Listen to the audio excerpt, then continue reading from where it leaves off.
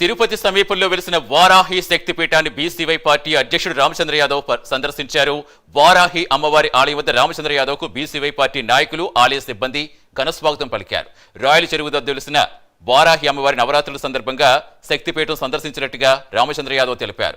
స్థానిక నాయకుల ఆహ్వానం మేరకు వారాహి అమ్మవారిని దర్శించుకున్నట్టు చెప్పారు. స్వామి అమ్మవార్ల అనుగ్రహం ప్రజలందరికీ ఉండాలని కోరుకుంటున్నట్టు తెలిపారు.